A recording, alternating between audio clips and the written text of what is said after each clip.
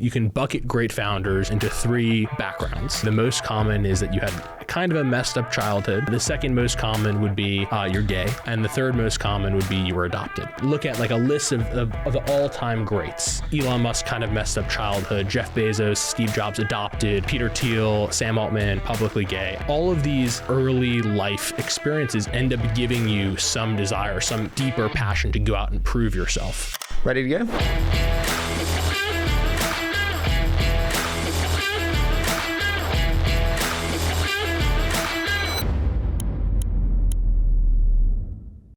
George, I am so excited for this, dude. I've been really looking forward to this one. I spoke to Kevin Hart, Sanguine, Corey. I found out all the shit there is to know. So thank you for joining us. Yeah, and it sounds like you did a lot of research. So thank you for diving deep, and I'm really excited to meet you as well. As a venture capitalist, it's amazing the amount of free time you have. But this is going to be a fun show. Talk to me about your childhood. I spoke to Sanguine, and he was like, this was a really interesting part of me getting to know George. So talk to me about your childhood, and I'm leaving that deliberately open for you. It is fair, and I think the first time I met with Sanguine, who's one of our investors at the Series B, it was like a 30-minute lunch that turned into almost 2 hours of us talking in depth about the dynamics that I think made me have a chip on my shoulder. But in short, I was born in Staten Island, New York City, which you already have a chip on your shoulder from that. Grew up kind of around New York City, in New Jersey primarily, which a second chip. But my mom is probably like a mafia child, born and raised Staten Island, and my dad is an immigrant from Slovakia who grew up under the Iron Curtain and then immigrated, really escaped to the United States. Both of them actually fully intended to be professional athletes, and they had 4 children, of which only one was a boy.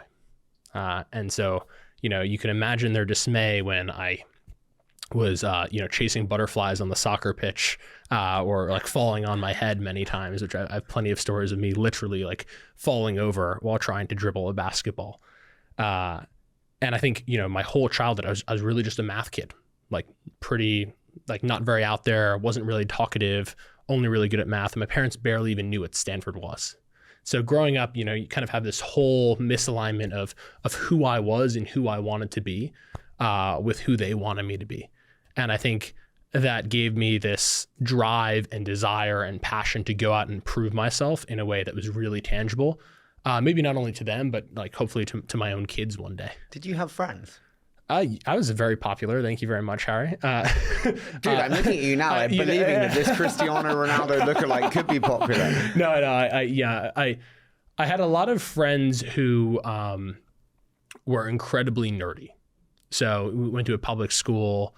Like I was the type of kid that would hack the school tablets to put StarCraft on everyone's computer, and then we'd all like not be paying attention in public school playing So there was a large enough contingent of kids that were also not athletes that there was some involvement there, and I think they also had a strong effect on me. Before, when we were chatting, you said there are 3 archetypes. I don't know if you're willing to go into it. Yeah, of successful founders that you found as a trend. Can you talk to me about the different profiles? I'm happy to. I always joke around and say that you can bucket great founders into 3 backgrounds.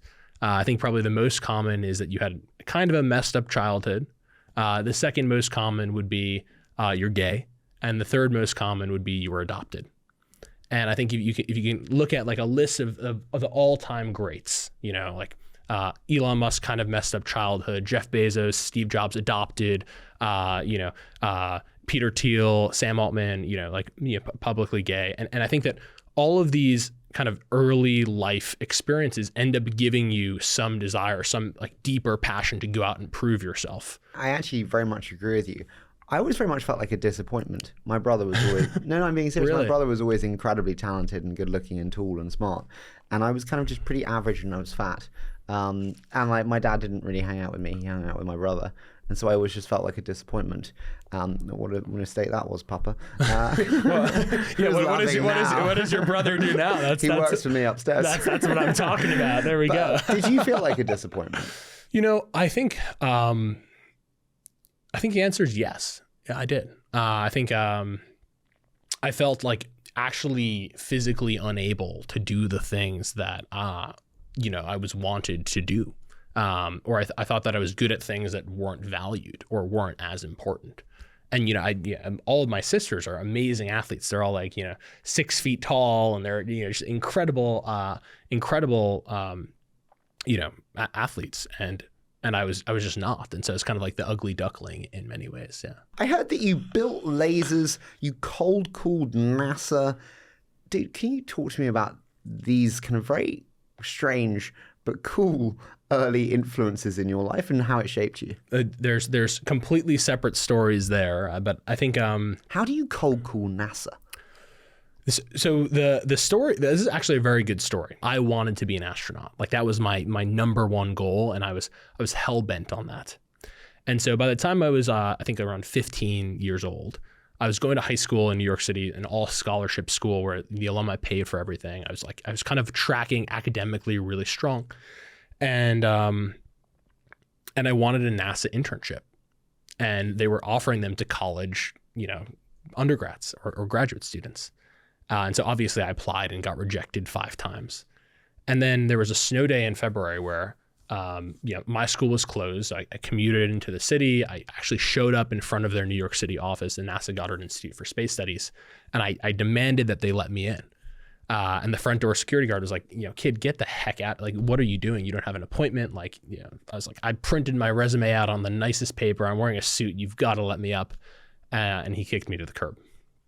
And so I actually sat outside. It's like 110th Street, Manhattan. And it was snowing. It was like so cold. And I didn't know what to do. I started crying. And I actually called my mother because I was like, well, I'm going to come home. And she's a salesperson. She works in medical sales. And so she picked up the phone and said, listen, no, you're not going anywhere. You sit your ass down and you call every single number that you can get into the building. And so I sat on the curb and I cold called every number on Google, from my old phone. And finally someone picked up. It was one of the only people in the office that day. And they came down, met me in the lobby, and I basically pitched them on myself for 2 hours and gave me an interview. I botched the interview because I didn't know anything about linear algebra. I didn't know anything about physics. But I memorized all of the titles of the posters on this professor's wall. Came back the next day, so showed up again cold, and told them basically everything that I could possibly know about his specific research. And he was impressed enough to let me work for him for free. And then they paid me the next year, and then I published internationally recognized research the next year. And by that time, I think that was impressive enough to let Stanford let me in, which was a life-changing moment for me. That is incredible. Yeah. That is also an incredibly heart-wrenching moment, thinking of it, a little boy on the street crying. The advice of when to give up versus when to persist and fucking relentless. Me and you are both young. We've been taught that you win by persistence and going for it. When is that true and when is it not? I think I have an unhealthy obsession with driving really hard, and I think you just can never give up.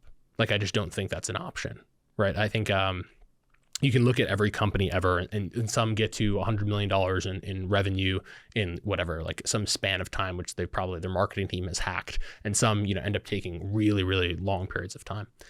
And the only thing that actually changes is the rate at which you get there. And so sometimes things go in your favor, sometimes they don't. But if you're so persistent that you just continue, like you can bring a lemonade stand to $100 million in ARR. Like there's nothing that's actually stopped. You can brute force your way as a founder. You screw product market, you could literally brute force anything in the world. You just have to have that chip. You have to continue to just pound away at whatever is in your way. Yeah. Stanford was a big one for you, I imagine. It was a really big personal validation to get in, correct? Yes. How did it feel when you got in? I was on to the next one. I was like, okay, that's done. And like the next day I was like, okay, well, how do I become the youngest PhD student in my school's history? It's like, it's not even a moment. Like, I think, I was excited for a moment, but it faded very, very quickly. So I spoke to Corey before the show, someone who's known you since you were 18. And probably even earlier. Yeah. I mean, incredible. Take me to the founding of Hebbia then. We're at Stanford. We're doing incredibly well. We are the wonder child. How does Hebbia come to be in that situation? I'm one of the youngest PhD students in the history of my school. And I actually believe that I was working on, at the time, one of the areas of research that was most interesting to me was meta-learning, this idea of teaching machines to learn. And in June of 2020, Sam Altman, OpenAI, came out with a GPT-3. And if you remember the title of that paper, it was Large Language Models Are Multitask or Meta-Learners. And I'm sitting in my lab one day, I'm playing around with this new technology. And I'm like, wow, they just stole the most important thing I could work out right under from my hands. And I said, well, if I can't build the most important technology, how can I build the most important product? And I think those are two very separate things. Obviously, at the time, GPT-3 was not a product. And I don't even think ChatGPT is a really good product. It's like a calculator. It's got the technology in there encapsulated in very simple form, but it's not a product that, like in Excel, that lets you just build whatever you'd like with it. That's very human first. And Stanford always pounds into your head the idea, hey, you've got to start a company where there's a lot of pain. And I had a lot of my students or a lot of my friends would go into, investment banking or private equity if they were really lucky. And they would come back and basically be the least happy versions of themselves. They lost 50 pounds, they just hated their lives. And it seemed like there was more pain in financial services around processing unstructured data than anything I had ever seen. And it's like, well, there's a great company to be had here. Let's give it a shot. Okay, so we're sitting in that lab. We're like, hey, there's a great company to be had here. Yep. Let's give it a shot. Yep. What now? Because I heard, and I saw pictures of this wonderful bedroom. This was Four Seasons' finest. Unable to make, you made me feel like such a diva when I saw that bedroom. But unable to make $300 rent, sneaking into Stanford dining halls for meals when you weren't studying there. Yep. Naughty George. No comment. Off the record. Raised 2 rounds of financing with clothes hanging behind him on Zoom. Take me to the next step post that. I'm going to do this in the lab. So, I think I was on a PhD salary. You're making what, $38,000 a year. I think 42 at the time if you had the Stanford Graduate Fellowship, which I had, and so big dollars. And I said I was going to go on leave. And I actually originally went on leave and said, told my advisor, I'll be back in a year. It's coronavirus, just give me some time.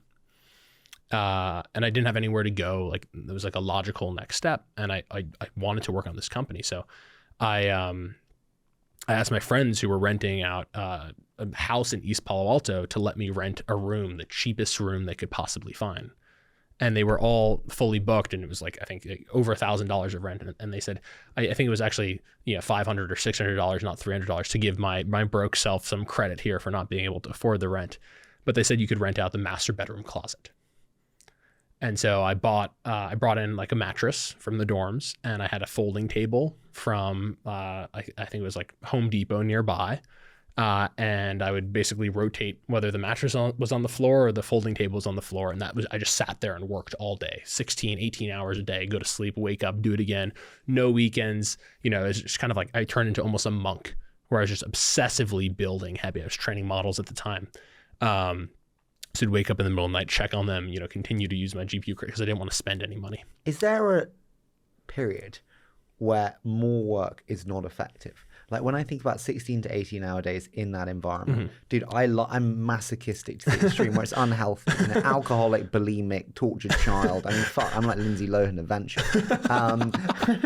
But when I think of even me in that, I would not function well there. I need fresh air, exercise. I'd have to. Yeah, I think ultimately I probably went too hard. Hindsight's 2020. I think I definitely left nothing on the table to a point where it was detrimental to my health. But at the same time, I think that was a crucible where it helped form me. Right? It was it's very hard to be a founder, and those are the moments where you're just you're eating microwave meals every single day, and you're just losing weight, and you're just trying to will something into existence. I actually was trying to pitch one of my former bosses at a professional services firm, and he looked at me on the Zoom call, and he almost cried, And he was like, you need, like, just come work here. Like, what are you doing to yourself? Like just don't, like, come back. We'll give you like a proper salary. Like, you don't have to do this.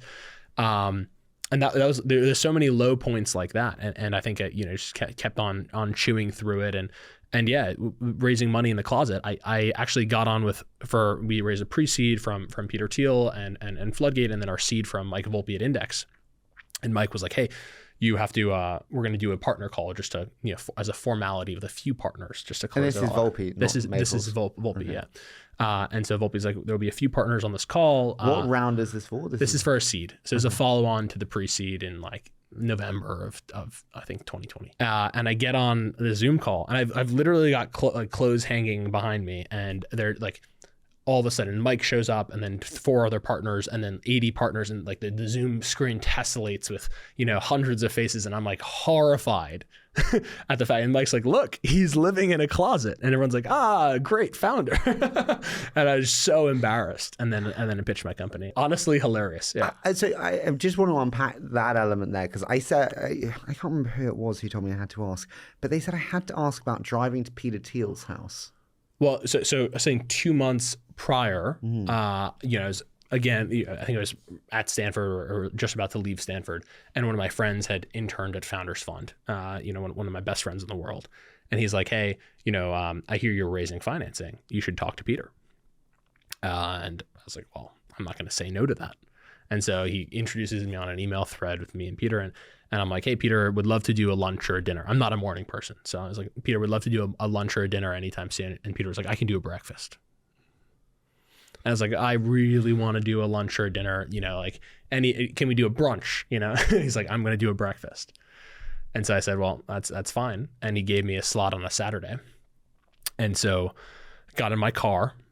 It was an old, beat up 2006 Audi convertible that I fixed up from Craigslist and bought for $4,000 at 3 a.m, and drank a bunch of coffee, 18 cups of coffee, a 5-hour energy, all the disgusting stuff, and drove from 3 to 8 to his house to go and pitch this guy. And I think he showed up 45 minutes to an hour late. He's just waking up, and I'm wired. I'm sitting in my chair, ready to go. And and it was supposed to be a 30 or 45 minute breakfast. I was like, all right, it's kind of already shot. But we ended up talking for, I think, 4 or 5 hours about not only the company and all of the flaws that I had in my business model, but then also math and deep esoteric philosophy and just the world. And he said, I'm not investing at the time because it was coronavirus and a variety of other factors, but I'd love to put in a check. And I got out of this conversation thinking I had just made a friend or was seen from someone who's incredibly, incredibly, incredibly bright. And I'm leaving his house, and I felt like I was inducted into the Illuminati. I was my whole body, drop top, the sun's shining. I was playing Kanye West, and I drove out and it was my first offer from a venture investor. How much did he invest? I don't even recall. I think the total round was $1 million. So it's nothing. Yeah. What do you think makes Peter so incredible? I think that there's 2 things. He is incredibly ontologically smart. And so he can build this worldview or this perspective of the world where he actually just knows how to pattern match to a variety of other things. But then he's also, I think, phenomenologically smart, which is the idea of he understands processes and how humans behave really well.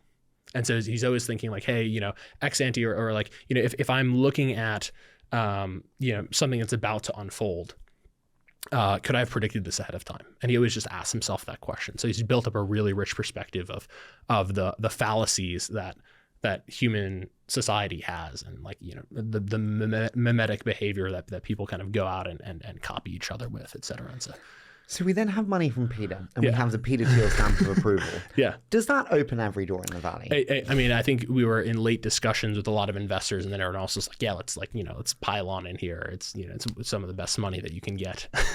And that was a game changer for us. So then we close with Maples and Floodgate. Yeah? Yeah, it was Anne at Floodgate. Okay, yeah. Anne and Floodgate, and Thiel. And then we get back to work, right? And we've got $1 million or so.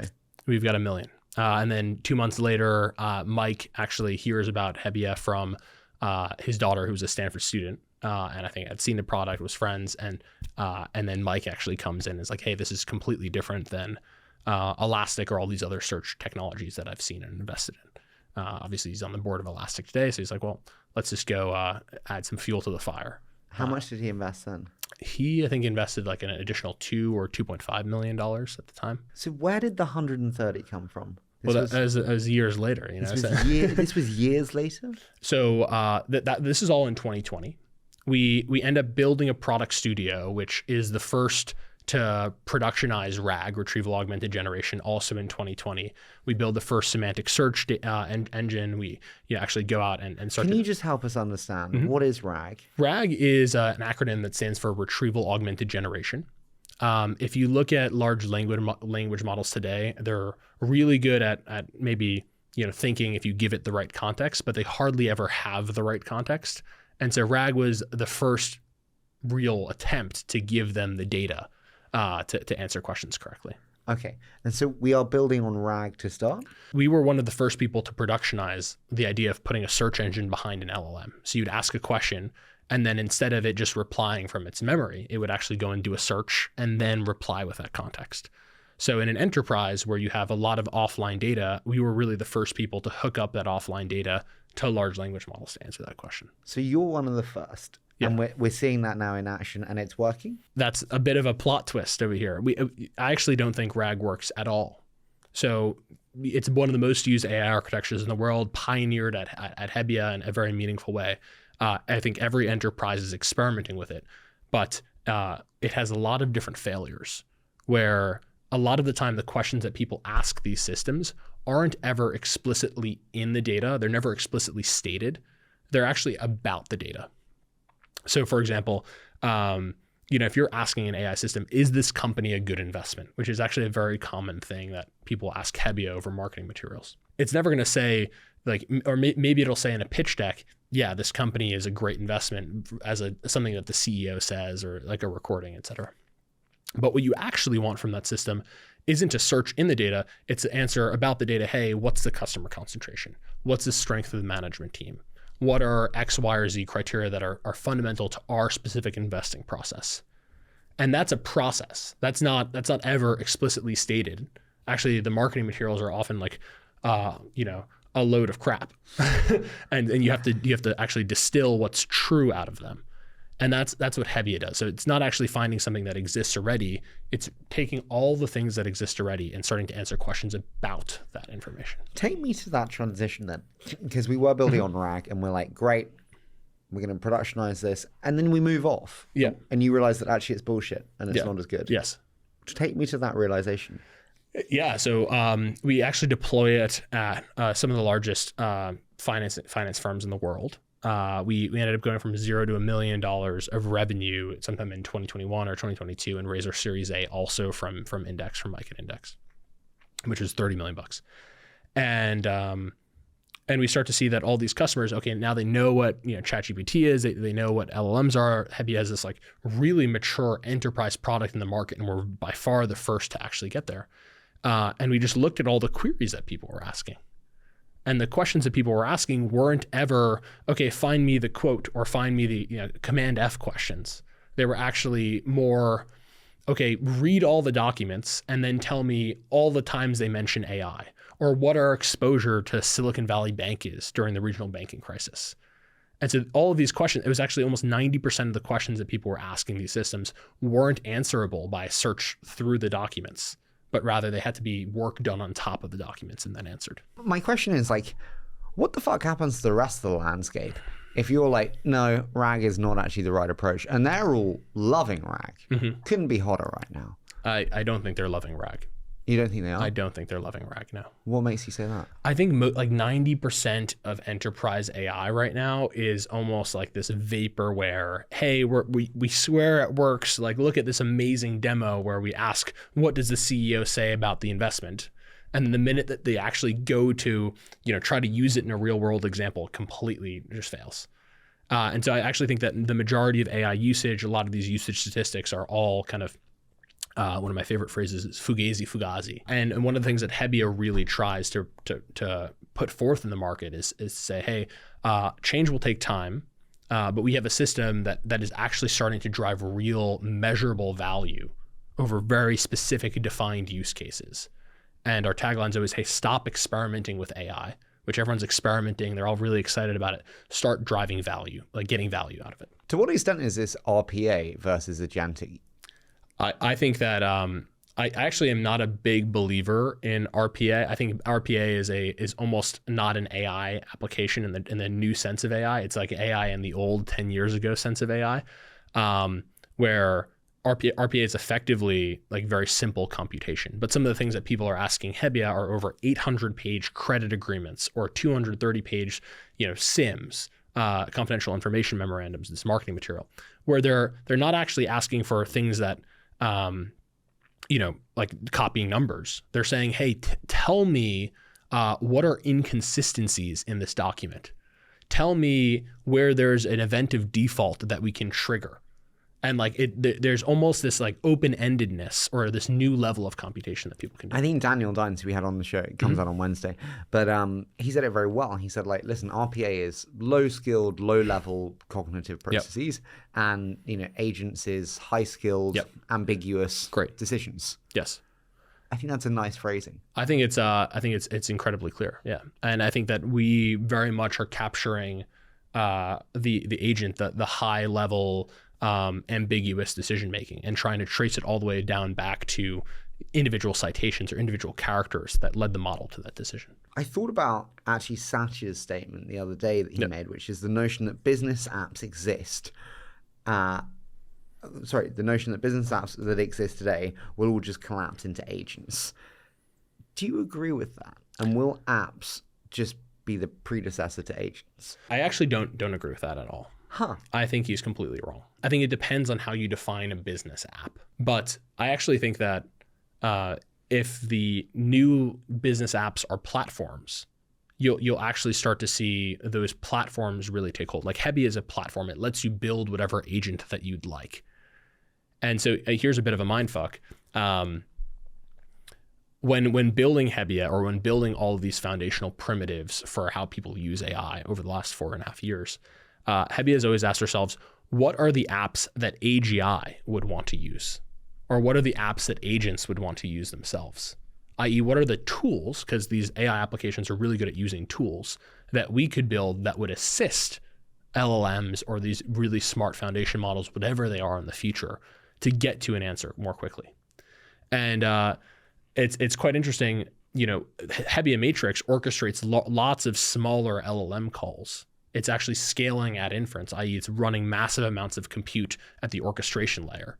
And we think that an AGI system would prefer to use Hebbia Matrix to diligence a company or to look through thousands of documents versus to read them all by hand, and they're in a really long context window. So is the future of kind of business apps, not business apps, but business platforms? We've got platforms, agents, or apps. Yeah. What is the future? I ultimately think that it will be a mix of all three. I think that just like if you history doesn't repeat itself, but it often rhymes. 60 years ago, or even longer, the foundational unit of compute, i.e. doing a calculation on a computer, was effectively introduced to the enterprise.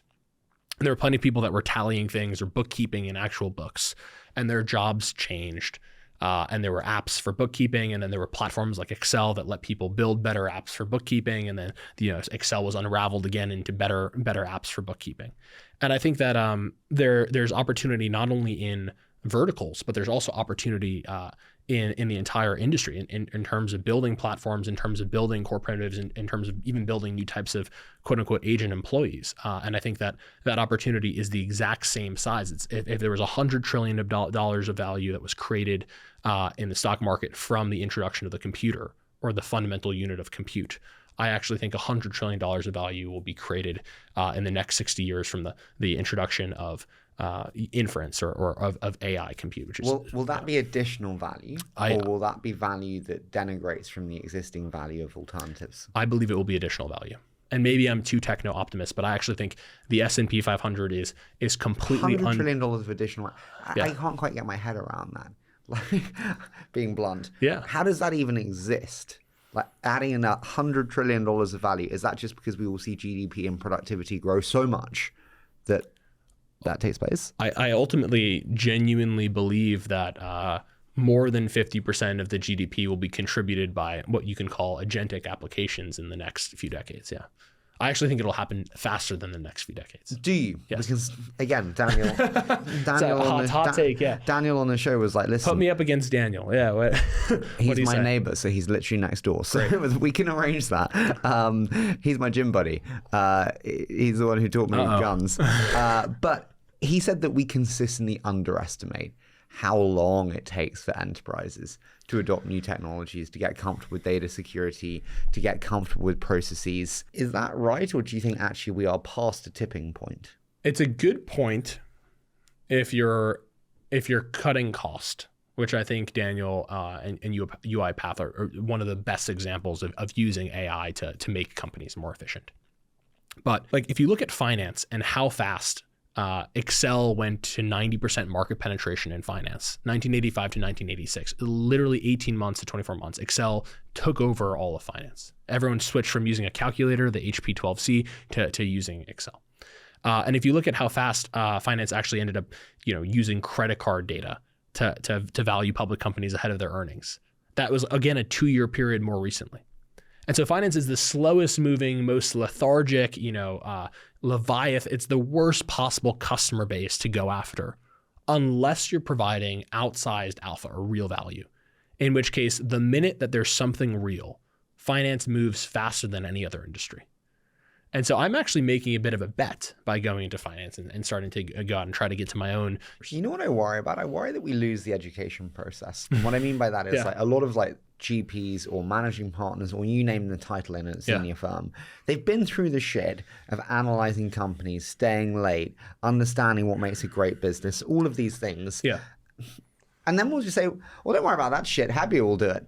And so we have this no graduation pathway for the next generation. And so we have decision makers who don't have that graduation. Yeah, I'm less worried about that. And maybe it's naive, but I think ultimately one of the best things about being, having the years of experience is actually having the depth of knowledge about investing. So for example, if I'm a junior trying to price an asset, I haven't seen that many other companies that look like this company.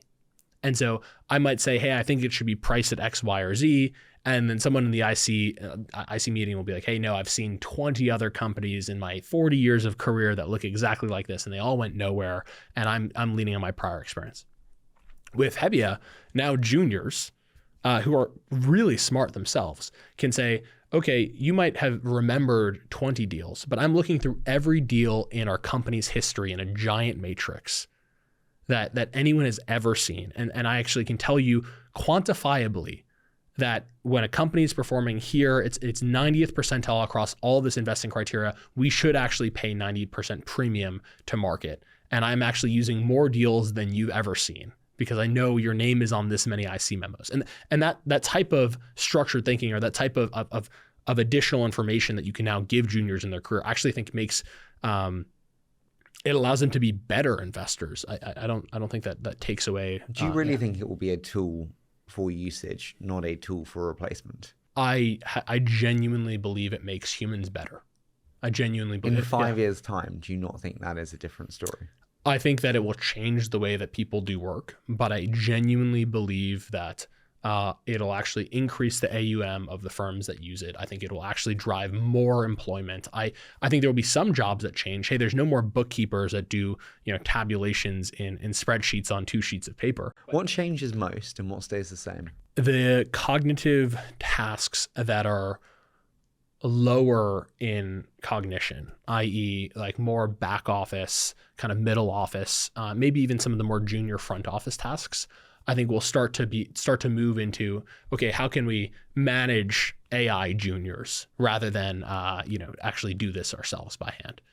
But I don't think that, just as Excel didn't end up taking away jobs from people, it just changed people, to having to learn Excel. The exact same thing will happen with AI. So you don't think that we will see team sizes reduce as a result of agent integration into enterprise? There's all these stories, and you have like Klarna that's positioning for investors that they're firing half their staff, and no one really wants. And I think Do you think that's BS? I think it's BS. Yeah, Why? I think there might be some reality to it. But I think that it's an amazing marketing story, and so anytime that I ever hear something that's put out as a marketing story, I almost negate it in my head to actually think about like what the implications are. When you're saying something and screaming it from the rooftops, that almost always means that internally you're freaking out about something. And so I think I look at that really loud behavior, and I think that the behavior itself really negates the content. And that's maybe my positioning on this sort of stuff. But how do you feel about competition? What are your lessons on competition? There are several players now in the Hebbia kind of slipstream. Totally. How do you feel about that? I ultimately, I think that if $100 trillion of economic value will be created by AI and agentic applications, that there will be so much room and so much opportunity for a ton of different players. I don't think that when Excel came out, and then Mark released Salesforce, and then people created TurboTax, all these unravelings of Excel actually were produced later, that made Excel any less valuable. I actually think it made Excel more valuable. And so I view Hebbia as this platform as something that will actually get better the more people get inspired by it and build increasingly verticalized applications. What models do you use? You sit on top of what? We are completely model agnostic. We use all of the major model providers, some of our own models, but ultimately the foundational difference that Hebbia is capitalizing on right now is, I think, a fundamentally new and very important difference, which is I actually think on the order of creating RAG and creating agents and decomposition is this idea of us in the last year or so having pioneered scaling at inference. Talk to me about this. Right now, so OpenAI is starting to do this with O1, where they'll have a model recursively think about a question over and over and over again before it produces an answer.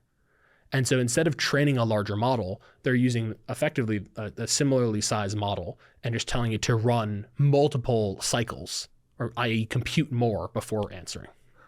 Hebbia is actually pioneered something different where, a year or almost 18 months ago, we said, hey, we can't wait for these models to catch up. What we'll do is for simple single question, let's actually run hundreds or even thousands of submodels of the best models in the world to compute over every single document to answer the same question. And so ultimately, if you can't train larger and larger models fast enough, you could take whatever state of the art or cutting edge and run it more times to get more compute, i.e. more computational power, better decision making for the same user right now. And so this is an idea that we pioneered. It doesn't matter if you're using Claude 3.5 or if you're using O1 itself, i.e. scaling at inference at the orchestration layer with something that was scaled at inference with the training layer. But you get way better results, and it's a way to drive right to now, more which accuracy. do you find provides the best results? We had Des Traynor on from Intercom recently. He spoke about the movement away from OpenAI to Anthropic.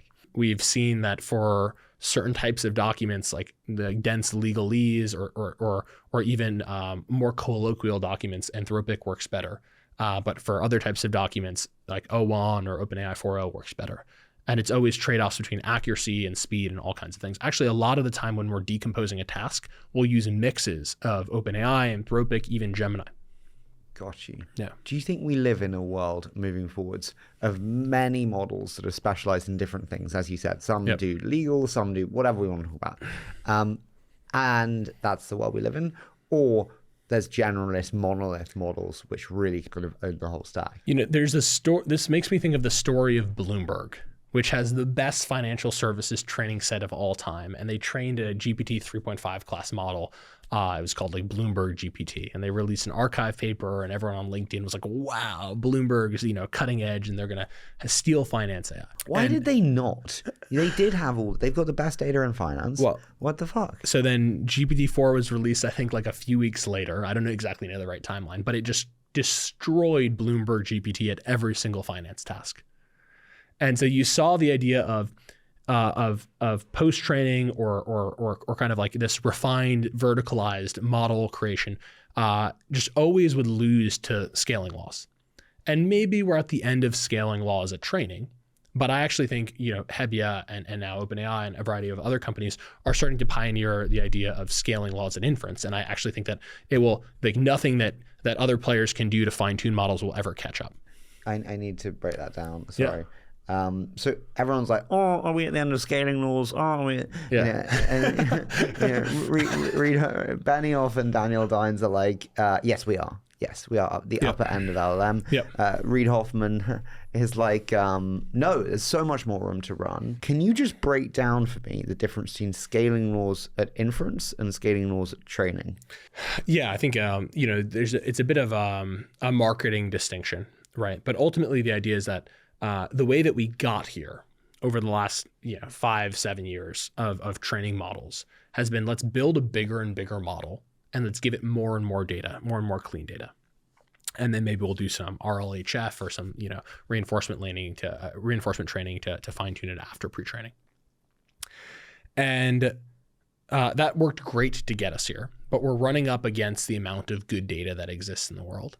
We're running up against... Are we? Because people push back on this and say there's so much data that we haven't used yet, whether it's kind of video data that can't be translated, whether it's synthetic data. Like, we are not at all exhausted in terms of data supply. I think that we're starting to run up against the constraints of it. That's a gut feel. I'm not looking at, I'm not particularly in data collection myself, but I think we're starting to run up against the limits of really good data that we can use. Yeah. Okay. So what's then the problem? So ultimately, that might mean that, hey, we're training larger and larger models. xAI, again, just created the largest GPU cluster of all time, and they're going to try to train larger and larger models. But regardless of how the scaling laws for training larger models or parameter count and accuracy or performance carry out, I'm starting to believe that you could still get better compute, not by building a larger engine, to use a metaphor, but by actually putting a bunch of smaller engines together. And so, Hebbia, by orchestrating large amounts of inference to answer one single question, ends up kind of building like a Tesla, where Tesla is made of a bunch of smaller, engines, or a bunch of smaller electromechanical motors that make a lot of torque in a really amazing larger engine. Does it not make it incredibly capital inefficient? I think the one thing that people in my position will always tell you is that the cost of intelligence will go to zero. The cost of intelligence will go to zero. I mean, I think that since Hebbia started, the cost of inference over a fixed number of parameters has decreased by like 7 orders of magnitude in 4 years. And so I genuinely believe that scaling compute is like a no-brainer. And yes, we run more large language model calls than anyone might even say would ever be necessary. But we have the best accuracy in the business. We can answer much more complex problems. We're driving real value for enterprises. I actually think that every single quarter, like, our margin goes, we're not spending money fast enough. Huh. Yeah. You mentioned AI's GPU cluster. Yes. What they've been able to do in such a short amount of time is miraculous. Yeah. What do you think that tells us about the layer itself? I think that ultimately the model layer, and I think this is not a hot take anymore, I've been saying it for a few years, but I think it will become commoditized. I think that a lot of value will accrue at the hardware layer, especially, and we could talk about what that means for NVIDIA, especially as, NVIDIA has a stranglehold on training, but, not as much stranglehold on inference. And so you might actually see other chip makers, actually their chips start to be used in a more meaningful way, because, CUDA is what all ML scientists were trained on in their PhDs, but then, inference doesn't matter kind of what you're using. And I think it will be the infrastructure layer and then actually the application or agent layer that will accrue the most value. Ultimately, why does it not follow the same vein as cloud, where cloud is commoditized, but Azure, Google Cloud, AWS, I mean, it's completely commoditized, let's be honest, cloud. But it's fucking great business for them. Yeah, I think it might. I think that there's probably fewer players and more entrenched players in cloud, and ultimately, I think those players honestly kind of have like an OPEC oligopoly where they can control pricing.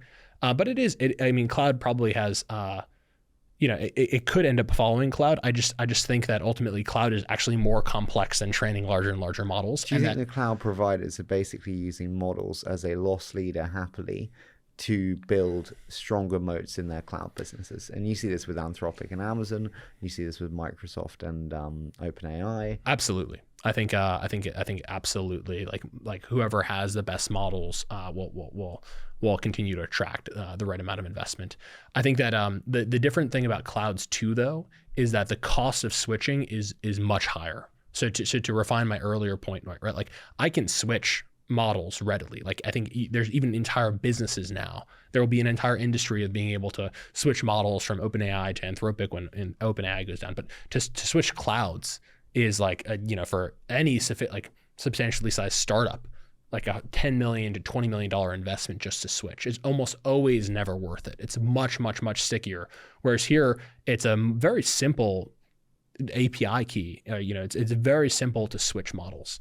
And so I think that's also a differentiator. OpenAI at 160, Anthropic at 40, yeah, or XAI at 50. Which one do you buy? I think XAI is the most undervalued company, and a really spicy take. I actually think XAI might overtake OpenAI and Anthropic in value over the next 12 to 24 months. It's just crazy, but I think they're all undervalued. What leads your thinking? I think Elon is very well positioned in the geopolitical sense. I think Elon can run a more efficient business and not have to deal with as much administrative bloat or as much friction from employees. How important is geopolitics in winning this game?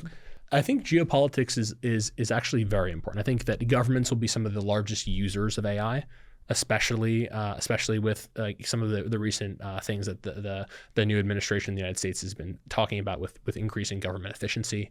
I think that ultimately energy is a very big bottleneck.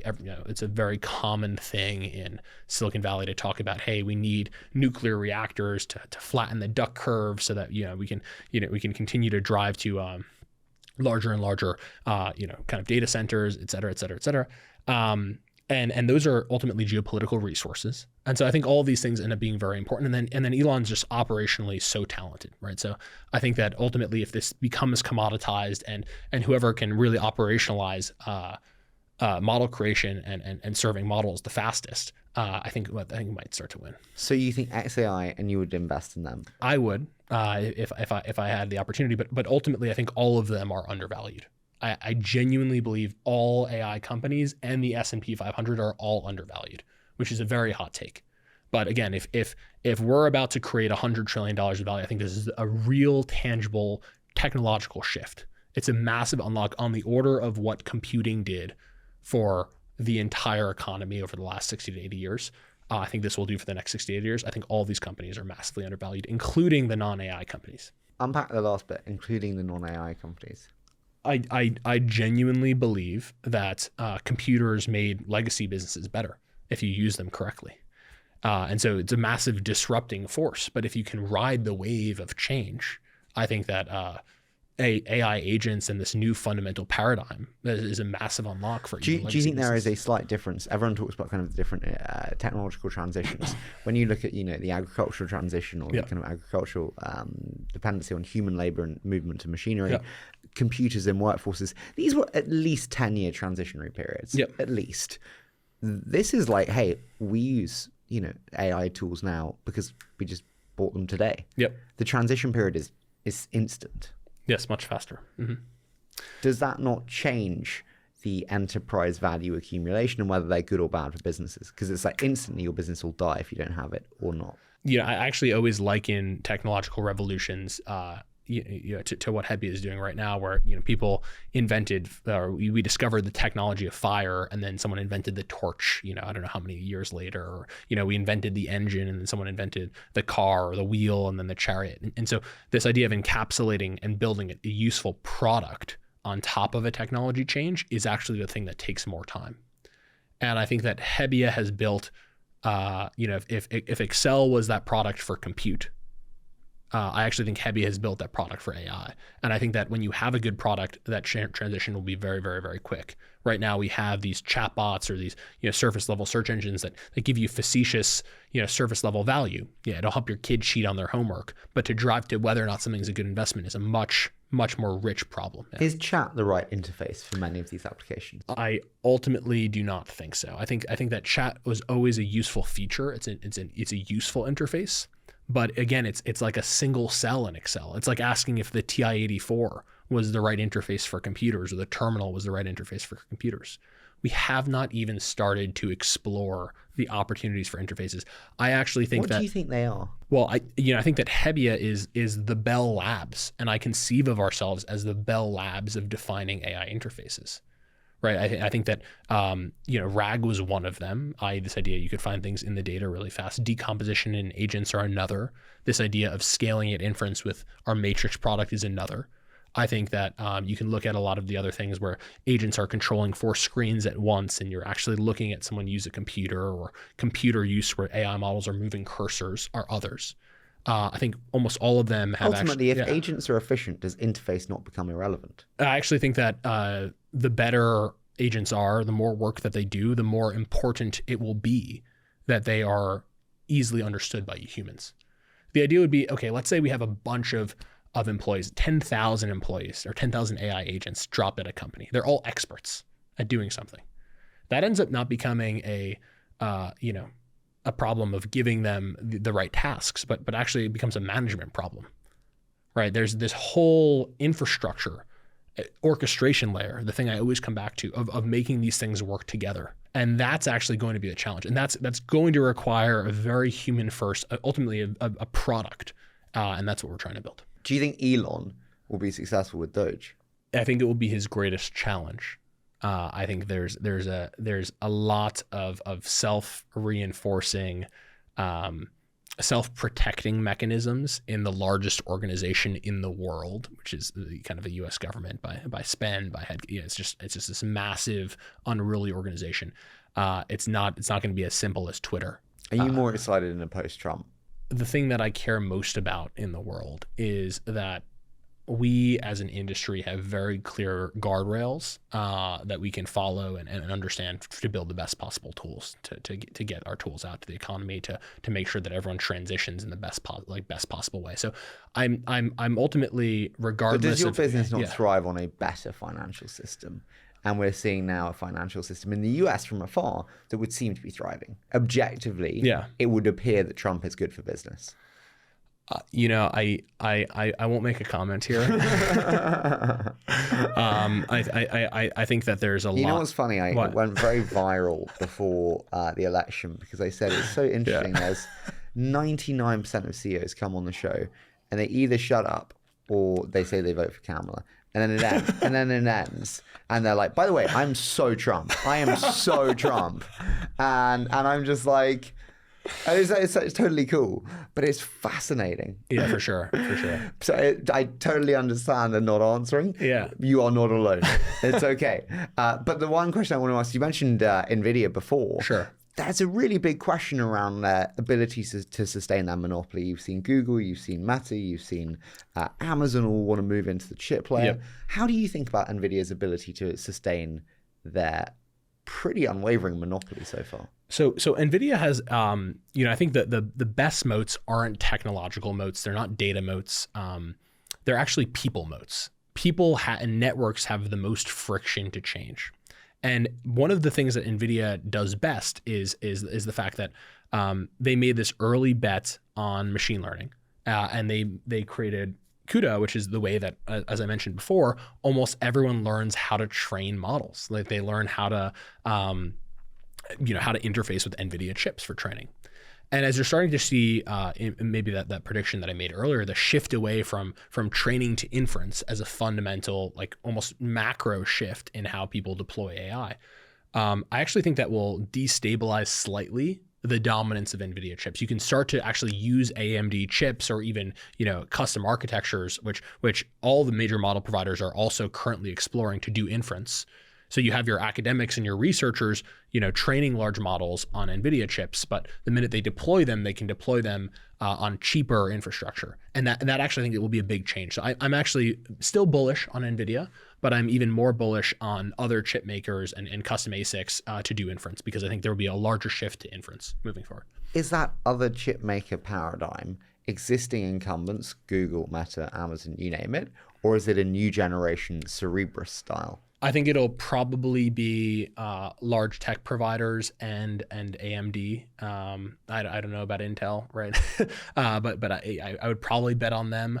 I think there's definitely an opportunity in the market, but chips are hard. Before we do a quick fire, I do just want to kind of resurface back up to the agent layer.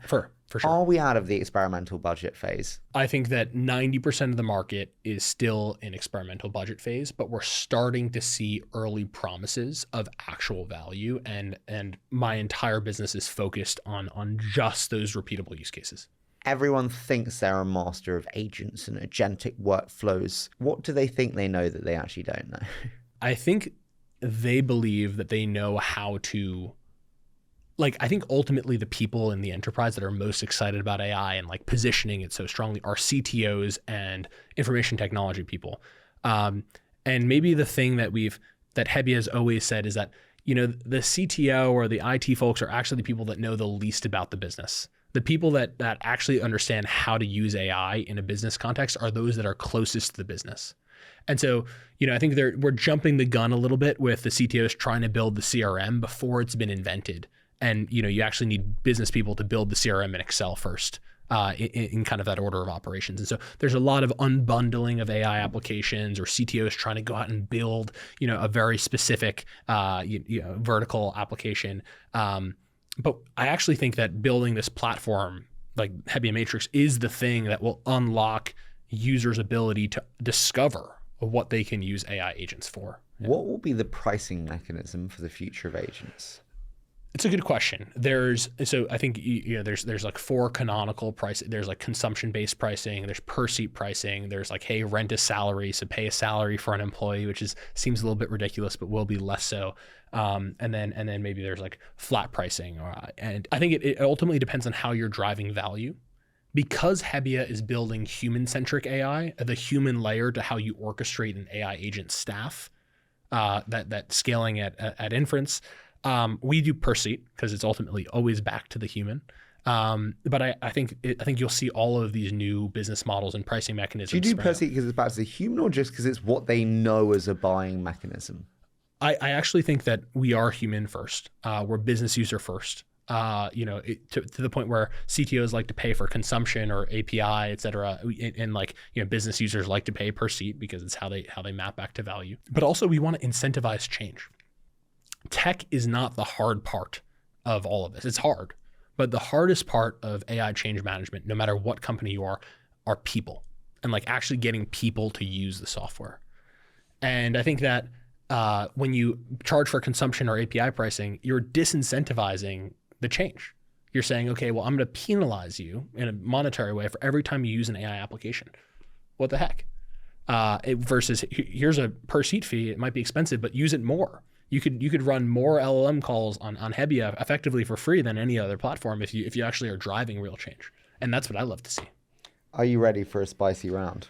Give me the spicy round. Okay. We got the tissues out here too. We've got the tissues in case you cry. This is in case you need them to hide behind. So this is a spice round. So this is questions from friends of yours. Okay. We got some changing colors up here. I love it. Yeah, I know. It's a full game show. There we go. It's like a fucking David Guetta concert. Okay. Fuck, I haven't seen these. Okay, right. Perfect. Number 1 question. Would you sell for $2 billion today? Would I sell for No, I would not. What was the worst VC meeting you've ever had? The worst VC meeting I've ever, and I can't say this one. Next question. I love VC meetings. Which one were you like, they're a douche? Which one were you like, bad experience? I would never say, but I think that our customers are VC. I love almost every VC that I've ever met. What was the single best VC meeting? I think it's somewhere between, Peter talking to me about anything but the business and deeply academic things, and Mike taking me on a walk around the Woodside Horse Park, which is pretty great. Do you trust Sam Altman? No. Listen, I want to do a quick fire round. So I say a short statement, you give me your immediate thoughts. Does that sound okay? Sounds good. Let's do it. Hey, what do you believe that most around you disbelieve? Ooh, I have a crazy one. I believe that UFOs are real. I think a little bit more on the nose right now, but I actually believe there's fundamentally different propulsion technology, and that I think the U.S. government has access to it. Wow. So Conspiracy theory.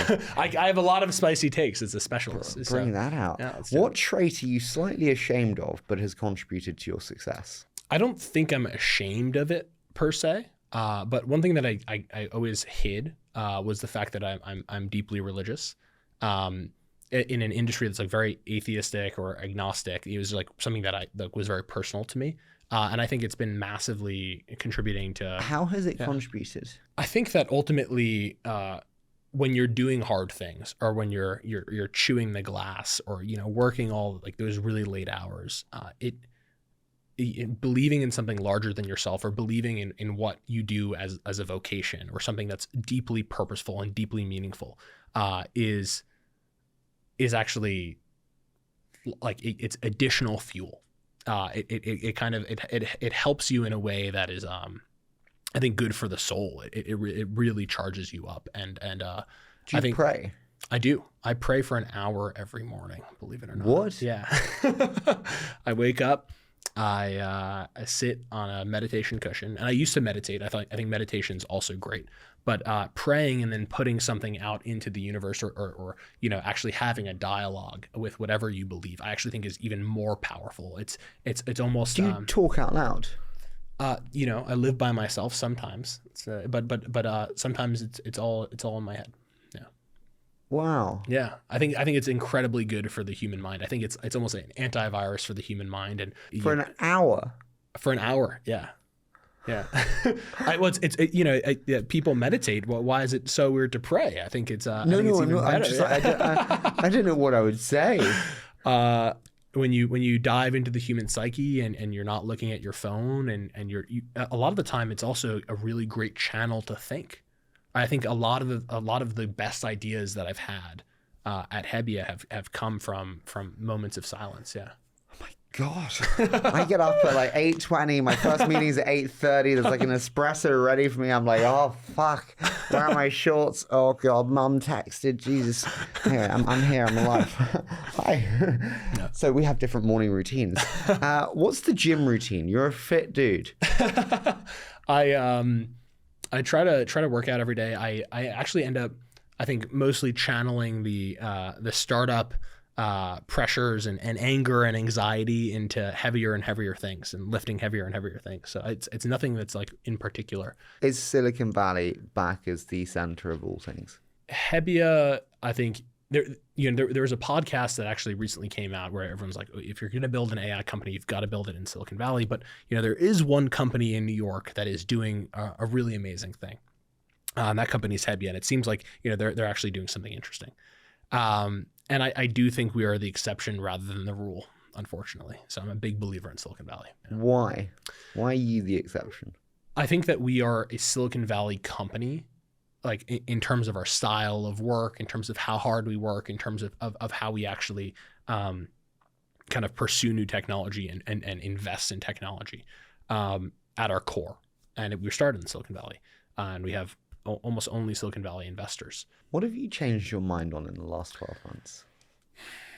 I think, longer than 12 months, probably like 18 months ago, it was the scaling at inference thing, like the belief in like a new set of scaling laws, and that they would be really, really, really important.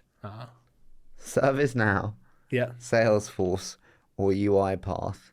Okay. Shag, marry, or kill. Wow. I wouldn't shag any of them.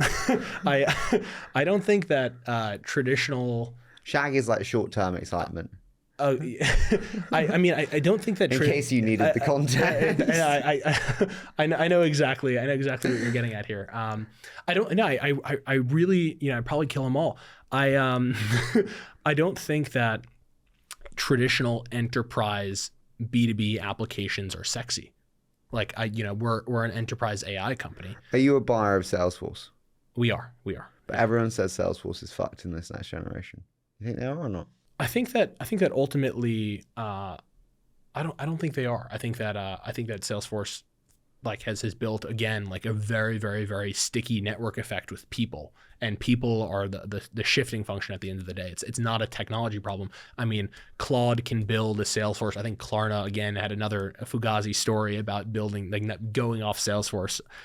Because Claude had built them a CRM, and I just think that the switching costs, the network effect of changing human beings' habits is too high, and I think that's Salesforce is one of those kind of like monopolies in that they have so much stickiness, habitual stickiness. Yeah. You can buy one company in the public markets that will be most benefited by the next wave of AI. Which company do you buy? I would probably buy NVIDIA. It's a lame answer, or AMD rather. I think AMD because I believe that they will benefit from the shift to inference scaling more than in an outsized way. You can be CEO of any other company for a day. Which company? Probably not a company. I'd love to be mayor of New York, believe it or not. I just think that's like a fascinating job. I think it would be really, really interesting, and would love to make some change there. So. What question are you never asked by investors, by angels, advisors, employees, journalists that you think you should be asked? I think that one of the most interesting questions is where does creativity stem from, or where do you get inspiration from, or kind of like how do you come up with new ideas? Like I don't believe that people come up with new ideas by brainstorming or in conversation. Like I just think that's kind of again Fugazi. But I think that ultimately. That question of where creativity stems from. I'm also a very big painter. I'm a very big, so I do large scale, like 10-foot plus oil canvas, oil painting. I heard about this. Yeah. Where did that come from? I think. Are you a poet as well? I love to write. I'm probably not as good a poet, but I actually think that other creative outlets are really, really You're like good that for annoyingly perfect kid at school that like paints. If you want me to try to run, I poetry. will fall on my head. I told you that story at the start of I mean, do you find what do you find about painting good for you? I think it's one of those activities where you can channel emotion or intuition or like latent thoughts that are somewhere in your subconscious and connect things in a really meaningful way. And so, in a world where there's all this stimulus, or you're always kind of thinking or churning through something, or all this distraction, you're standing in front of a canvas for like 10 hours with some nicotine and you're just lost in this kind of art. I think great artists will tell you that they don't even know where paintings come from. It just, is this, you're kind of channeling something. And it's one of the best places to think. It just gives you connections. It brings up these parts of your subconscious, these connections that I think you can't really access without being creative, whether you're making music or writing or painting. I actually think that's one of the best ways to process anything. Final one. Do you feel that your parents are proud of you now? I think so. Yeah, I think so. I think that they've heard about it. There was one moment where I think my father's boss ended up calling him and was like, your son's kicking ass, and I was like, well, that's that was a very happy moment for me. But that's a special moment. The chip remains though; it's not going anywhere. George, I so appreciate you being so open. I so appreciate the conversation. You've been fantastic to have on. I've loved it and appreciate all the research that you've done and all the crazy lines of questioning. So thank you, Harry. I appreciate it a lot.